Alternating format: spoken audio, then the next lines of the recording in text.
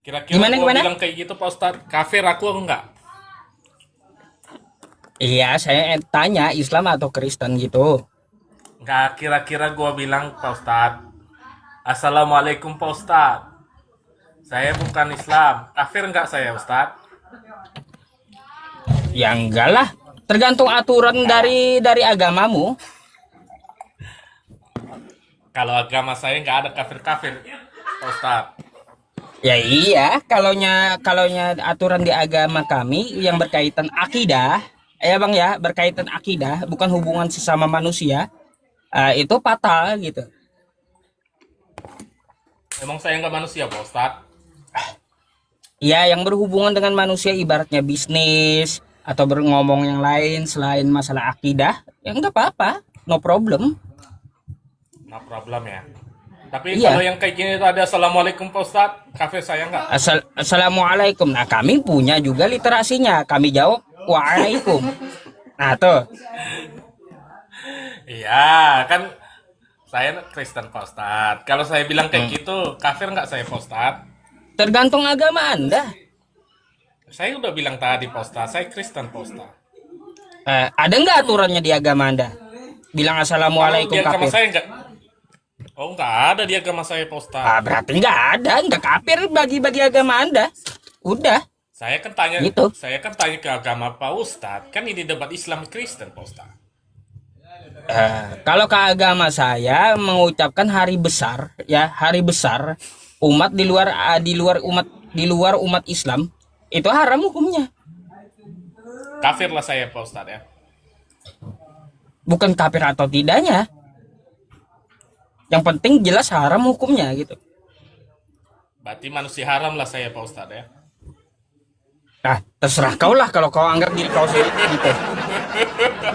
Pak Ustadz ini takut kali ngomong kayak gitu, tinggal bilang aja Pak Ustadz, kenapa Iya, rupanya? kalau kau menganggap diri kau manusia haram ya silakan sih. Eh, eh, Eh, Soalnya di agama saya nggak ada yang haram-haram Pak Ustadz. Yang haram itu kata-kata kalimat yang keluar dari mulut kita Pak Ustadz. Salah, Itu yang Anda haram Pak itu Ustadz. Anda itu mengucapkan salam kepada saya nggak boleh di agama Anda. Boleh Pak Ustadz. Nggak boleh, nggak Coba. baca kitab kau Coba berarti. kasih tahu lah dulu kitabnya yang mana itu Pak Ustadz. Penasaran saya Pak Ya, Ustadz. 2 Yohanes 1 nomor 10. Apa itu Pak Ustadz? Ya, bacalah kitab kau sendiri. Baca kan lah Pak Ustadz. Pak Ustadz kan yang kasihan kan Malas nggak baca boleh. Coba. kitabnya. Malas Nggak, baca Pak. kitabnya. Pak Ustadz, kalau Pak Ustadz ibaratnya baca itu Pak Ustadz, nggak berarti Pak Ustadz tobat, tapi itu namanya cari tahu, gitu. Ya, Tanya aja, silakan Pak Ustadz. baca. Kami baca semua tuh, tuh. Kami baca 2 semua Yohanes 1 kitab nomor siapa pun 10. kami bacain semua kitab. Silakan baca Bacakan lah, 2 Pak Yohanes Ustadz. 1 nomor 10. Enggak, aku mau dengarkan apa bacaan Pak Ustadz. Ya udah Gimana cara kayak gini. bacanya. Soalnya kan, Saya tampilkan Anda yang baca ya. Ya, Pak Ustadz lah yang baca. Ih, saya tampilkan kau yang baca. apa itu Yohanes berapa Pak Ustadz? 2 Yohanes 1 nomor 10. Yohanes Nah. 2 ayat 10. 2 Yohanes 1. Nih. 2 Yohanes 1 Ayat 10. 10 ya. Hmm. Jikalau seorang datang kepadamu dan ia tidak membawa ajaran ini, janganlah kamu menerima dia di dalam rumahmu dan jangan memberi dia salam kepadanya. Nah, Ini mengenai apa nih? dilarang kau beri salam sama saya, Bang. Nggak boleh. Nah, kalau Pak Ustadz bacanya sepenggal ya, baca semua dong Pak Ustadz. Mau baca satu perikop pun juga nggak berubah dia. Ya udah biar saya baca dulu ya Pak Ustadz ya. Silakan. Tetaplah di ajaran Kristus. Aku sangat bersuka cita bahwa aku mendapati bahwa separuh dari anak-anakku hidup di dalam kebenaran sesuai dengan perintah yang telah kita terima dari Bapa. Dan sekarang aku minta kepadamu, ibu bukan seolah-olah menuliskan perintah baru bagimu, tetapi menurut perintah yang sudah ada pada kita. Dan mulanya supaya kita saling mengasihi. Dan inilah kasih itu, yaitu bahwa kita harus hidup menurut perintah, dan inilah perintah itu, yaitu bahwa kamu harus hidup di dalam kasih, sebagaimana telah kamu dengar dari mulanya. Sebab banyak penyesat telah muncul dan pergi ke seluruh dunia yang telah mengaku bahwa Yesus Kristus datang sebagai manusia. Itu adalah si penyesat antikristus. Waspadalah supaya kamu jangan kehilangan apa yang telah kamu kerjakan itu, tetapi supaya kamu mendapat upahnya sepenuhnya. Setiap orang yang tidak tinggal di dalam ajaran Kristus tetapi melangkah keluar dari situ, ia tidak memiliki Allah. Barang siapa tinggal di dalam ajaran itu, ia memiliki bapa maupun anak. Jika seorang datang kepadamu dan ia tidak membawa ajaran ini, janganlah kamu menerima dia di dalam rumahmu. Janganlah menerima salamnya, sebab barang siapa memberi salam kepadanya, ia mendapat bagian dari perbuatan yang jahat. Nah, tuh ajaran kau tuh, ya. Nggak boleh kasih salam dengan saya. Ajaran kau. Ketawa sendiri dia. Kan nggak boleh kasih salam sama saya. Nggak taat Dan dengan di sini- ajaran kau. Kan ini yang penyesat, Pak Ustadz, yang penyesat. Kan di situ ajaran kasih di situ. Mana toleransinya mana? Kena kau. Ya. Itu kan yang penyesat, Pak Ustadz, yang dia Lah. cucu, Pak Ustadz. Sebab banyak penyesat telah muncul. Itu yang namanya yang banyak nabi-nabi, Pak Ustadz, ngaku nabi. Gitu. Oh, Kita di berarti agama saya kita bukan ngaku penyesat ya. nabi. Saya bukan Oh, Pak penyesat Ustadz. ya. Pak Ustadz enggak penyesat, tetapi Bukan lagi katanya. mengabarkan. Bukan penyesat, Pak Ustadz. Tapi lagi mencari kebaikan di mana gitu. Kebenaran, pencari kebenaran, Pak Ustadz loh. Pak Ustadz bukan penyesat, tapi pencari kebenaran. Oh, dikasih dalilnya. Gak boleh kau kasih salam ke Muslim. Tuh dalilnya. Gak usah geles lagi kau.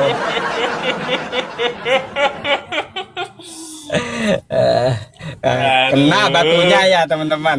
Kena batunya, gak taat dia dengan agamanya. Bantah Bibelnya terus tuh. Makanya Kristen bantah Bibelnya terus kan. Aduh. Bang, saya mau tanya ente Protestan atau Katolik? Protestan kita, Pak Ustadz. Kapan Yesus menyuruh Anda jadi Protestan? Protestan itu nggak harus ibaratnya gini, Pak Ustadz. Kalau Protestan Katolik itu kan sistem apanya, Pak Ustadz, cara pengajarannya. Nggak ada Yesus bilang kau harus Kristen, kau harus ini, harus Katolik, begini. Enggak. Kan kita keteladanan, Pak Ustadz. Lah, Bukan kalaunya kita bukan ngikutin agama, Pak Ustadz. Mau agama Islam saya, Iya. kalau ibarat saya percaya Yesus, jangan gini, gitu. gini, Yang diajarkan Kalau- Yesus kan keteladanan. gini, kalaunya dia tidak memerintahkan untuk menjadi Kristen, lalu buat apa Anda jadi Kristen coba? Emang Kristen apa artinya, Pak Ustadz? Saya tanya sekarang, Pak Ustadz. Kristen apa artinya? Menurut saya atau menurut bahasa? Menurut bahasa. Menurut bahasa artinya Kristus, pengikut Yesus. Tuh, Menurut Pak Ustadz, pembangkang Yesus. Kalau menurut saya pembangkang ini, Yesus. ini nanti di bawah muncul paus ini, Pak Ustadz. Lumayan. Iya, gampang bagi saya pembangkang Nah, ini Yesus sedikit, belak-belakan sedikit, aja kan. Jelas Kristen itu pembangkang Yesus. Kalau untuk kau bilang segi bahasa saya adil, saya jabarkan dari kosakata Kristus, pengikut Yesus, kan kayak gitu, dari Antioquia. Kalau menurut saya pembangkang Yesus, gitu. Ya enggak. Kalau saya nggak nyalakan Pak Ustadz, wajar namanya setiap pendapat orang itu kita harus terima. Kan kita bukan mengikuti kalimat Pak Ustadz kan? Kalau kita neladanin siapa yang menjadi macam Pak Ustadz ini ngajarkan saya ke mana Muslim, saya ngikutin. Kalau nggak bagus kata Pak Ustadz, banyak kok Ustadz yang lain nggak sesuai dengan apanya. Enggak. Ah, yang Iya. aneh-aneh pikiran, makanya saya bilang tadi keteladanan kita nggak. Pak Ustadz bilang kayak gini sama saya nggak langsung percaya saya Pak Ustadz.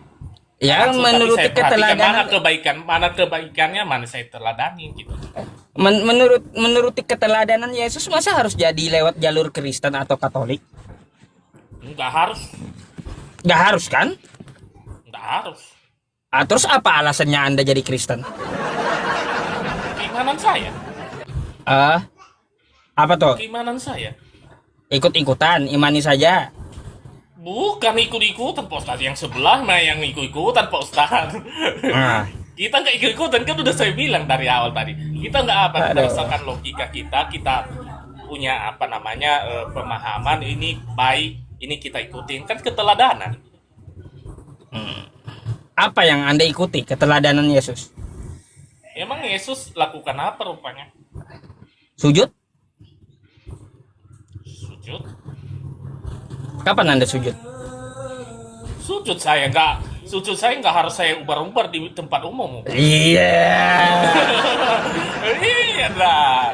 Sujud saya Iya. itu. Ya udah. Kita Saya itu kalau sujud. Kristen itu Pak Ustadz, kalau kita punya apa namanya keluhan dalam hati, sujud kita nggak harus ubar-ubar di tempat umum. Nggak, kita malahan lebih bagus menyendiri Pak Ustadz. Selain sujud, ya dia tidak mencontohkan makan babi.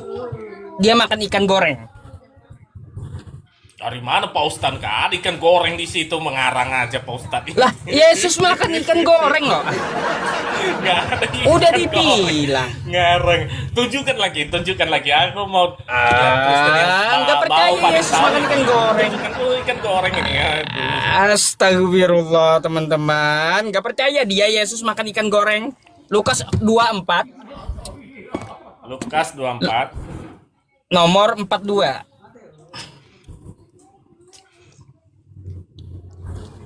Lukas 2 4 ayat 24. Hah? Lukas Lukas 24 ayat 42. 24 ayat 4. Lukas 24 nomor 42. Ketika Bukan hari itu. siang Yesus Bukan itu, Lukas 24 nomor 42.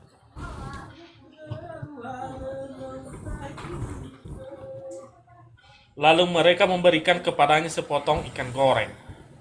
Nah, ikan gorengan. Yesus gak pernah nyontohin makan babi, makan ikan goreng dia. Kan Kau enak ikut kan, Pak nggak? Ustadz? Ya iya, enak, saya aja suka ikan goreng. Saya juga suka Pak Ustadz. Makanya. Nggak haram itu Pak Ustadz. Tapi kau makan babi juga kan? Enak babi lo Pak Ustadz. Pakai Mana kecap Yesus mana Yesus nyontohin makan babi?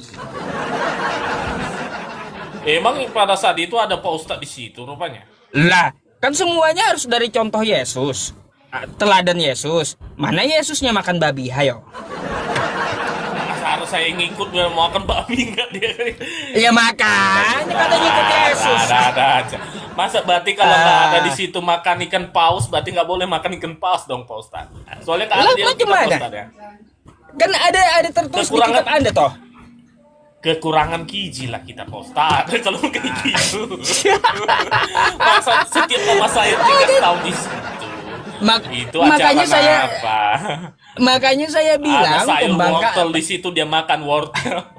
pembangkang Yesus, karena nggak ada yang dikerjakan Yesus dia kerjakan oleh abangnya. Nah gitu, yang tidak dikerjakan oleh Yesus dikerjakan Kristen, contohnya makan babi.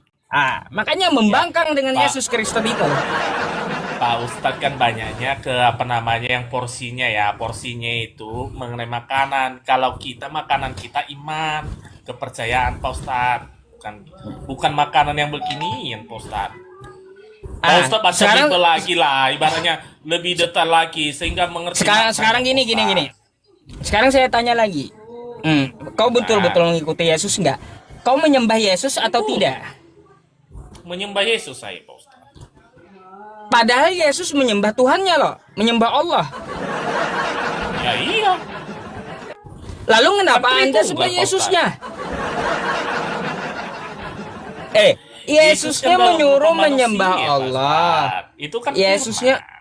Yesusnya menyuruh menyembah Allah. Kenapa kau sembah Yesusnya? Emang Yesus itu siapa rupanya? Manusia atau apa? Fir? Manusia. Ya dia itu di ajaran Pak Ustadz. Kalau di ajaran kami kan enggak. Oh, emangnya bukan manusia dia? Dia kan firman Pak Ustadz. Ah, Itu ini adalah penyesat Allah. nih, ini penyesat nih. Padahal dia baca ayatnya tadi 2 Yohanes 1 nomor 7. Penyesat ini penyesat. Bukan manusia katanya Yesus. Coba buka ayat yang tadi 2 Yohanes 1 nomor 7. Bacakan dulu Pak Ustadz. Biar apa sering membaca Alkitab Pak Ustadz. Nanti Lah, kalau udah sering ente lah yang kan- baca. Saya udah baca. Aku aja baca Ayo, silakan Al-Quran baca. gak masalah sama saya Pak Ustadz. Coba bacakan Pak Ustadz. Sering-sering baca Alkitab Pak Ustadz. Ayo baca. Kau penyesat Nggak baca Pak Ustadz mengakui dulu lah. mengakui Yesus itu. Di bawah banyak yang meminta bacakan Pak Ustadz loh. Lumayan. Nih, coba lihat kau. Bacakan dulu Pak Ustadz. Kok kan Aku pengen dengar suara Pak Ustadz. Kata Anda tadi ya, sebab banyak penyesat telah muncul dan pergi ke seluruh dunia yang tidak mengaku bahwa Yesus Kristus telah datang sebagai manusia. Kau bilang dia firman tadi, ayo. Kau adalah si penyesat dan antikristus. Nah makanya aku bilang kau penyesat, Bang. Yesus itu manusia, bukan firman. Ya, kau ngakui Yesus itu firman, penyesat kau. Ayo. Sesat lah saya Pak Ustadz ya. Ya sesat menurut kitab kau sendiri, sesat kau. Jatuh itu kuali Pak Ustadz. Ayo. Aduh. Oke lah Pak Pikirkan Ustadz. lah. Nggak Pikirkan masalah, tuh. sama-sama. Kalau saya pikirkan Pak Ustadz. Tapi yang Ah. memang benar-benar Pak Ustadz. Ya iya. Nggak harus beda mah kalau ibaratnya yang sebelah Pak Ustadz ya. Di room yang sebelah. Kalau yang naik itu dari agama sebelah. Marah-marah. Kalau saya enggak Pak Ustadz. Bagus kok Pak Ustadz ngajarkan kayak gini kan ada jawaban saya. Saya tanyakan yang lebih paham dengan saya. Artinya siapa itu pendeta saya tanyakan. Kan tujuannya untuk mencari tahu. Kalau udah tahu Oh, berarti iya. kenapa bisa begini. Beda kemarin Nah, sebelah betul. disinggung dikit aja. Disinggung sebentar aja udah langsung aku potong leher kau. Enggak juga. Itu namanya kepercayaannya. Kuatkan dulu iman apa. Bang, ajaran saudara-saudara potong leher. Ustaz. Bang, ajaran potong leher itu ajaran Yesus. Anda percaya kau? Gak percaya? Mau ayatnya? Coba lagi tunjukkan lagi ayatnya dari Pak Ustaz. Lukas ini soalnya dari tadi 19. nggak ada, saya tunggu paus, nggak ada paus ngasih sama Pak Ustadz ini. Udah aneh-aneh ini lehernya masih juga belum ada. Weh, yang di bawah kasih dulu paus dia. Nih, baca kau. Yang baca Pak Ustadz. Baca Pak Ustadz kenapa? Nah. Tetapi Akan semua seteruku ini yang tidak suka aku menjadi rajanya, kata Yesus, bawalah mereka kemari dan bunuhlah mereka di depan mataku. Ngeri. Tuh, kata Yesus. Tuh batas-atasnya Pak Ustadz. Nih, Jangan dibaca sepenggal-sepenggal Pak Ustadz. Nanti baca aja ibaratnya, nanti. kalau orang Lukas sepenggal-sepenggal itu 19:27. hidupnya. Akhirnya Lukas 19:27. tahu kan Lukas 19:27. 19:27.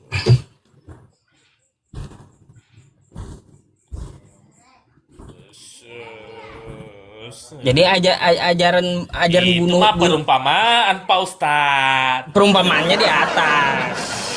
Iya Pak Ustadz. Perumpamaannya kan di Iya, atas. makanya kalau perumpamaan ibaratnya kalau saya itu suaminya. nyuruh orang Pak Ustadz nggak usah dibaca sepenggal-sepenggal. Makanya iman tetangga sebelah sepenggal-sepenggal. Nggak paham dia apa yang dibacanya gitu.